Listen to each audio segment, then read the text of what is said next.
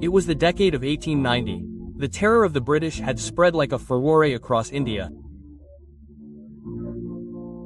The British had now set their thirsty eyes on the forests. The British had passed a new forest law and started declaring the forests as reserved, and the atrocities on the tribals living there were becoming unbearable. They were being forcibly evicted from the forest. They were being forced to do forced labor. The honor of their daughters and daughters-in-law was being looted. And if anyone dared to say anything, the cruel British soldiers would tie them to the mouth of a cannon and blow them into pieces.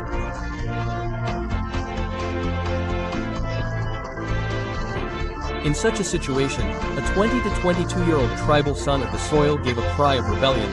I am not just a body, I am a hereditary claimant of the forest. Lineages and their claims do not die, I too cannot die. No one can evict me from the forest. Ulgulen, Ulgulen, Ulgulen, quote. Bhagwan Birsa had blown the trumpet of freedom against the British,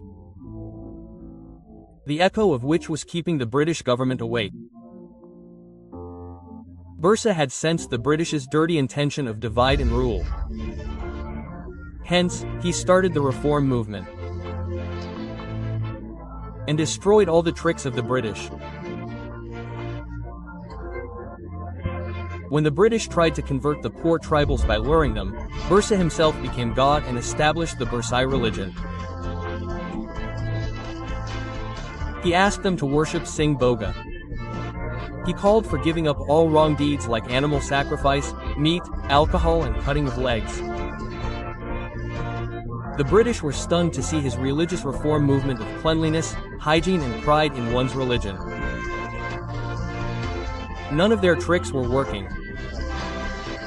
Hence, they adopted the path of brutal suppression. Birsa responded to this also with great courage. He picked up the bow and arrow and proclaimed the Ulgulen Revolution. Thousands of tribals from hundreds of villages like Jharkhand, Palamu, Rajmahal reached there with arrows, spears, lances, and daggers on his call. He adopted the guerrilla warfare policy. When the British soldiers reached the forest, they found the entire forest empty. But as soon as he was about to return, thousands of arrows used to blow him to pieces. The entire British government was stunned to see his plans to kill the British.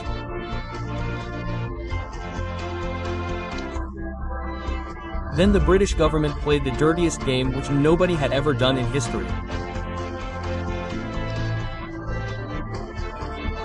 They started mixing poisonous poison in all the ponds and all the sources of life in the entire forest.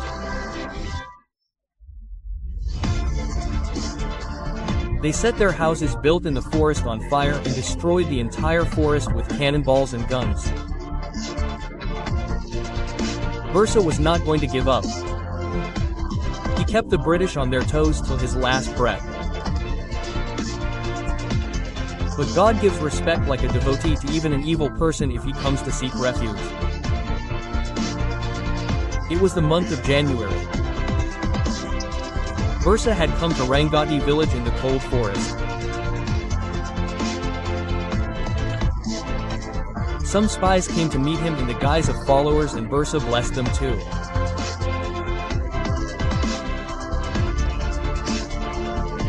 They signaled the British, and hundreds of British soldiers attacked Birsa and arrested him. He was brought to Ranchi jail, where he was slowly poisoned. On the 9th of June 1900, the British declared Birsa dead and said the cause was cholera. But everyone knew that Birsa, who was well versed in medicine and who had practiced yoga, was not killed by cholera but by the cruel British who slowly poisoned him.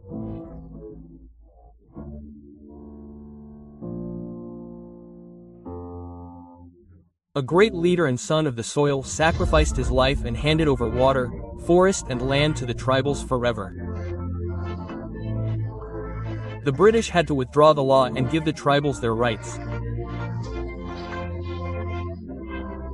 The Jharkhand government celebrates the state's foundation day on this day, i.e. the 15th of November, on the occasion of Lord Birsa's birth anniversary, and the whole country swells with pride remembering this great son of the soil and his bravery. Salute to this son of the soil, salute to Lord Birsa Munda.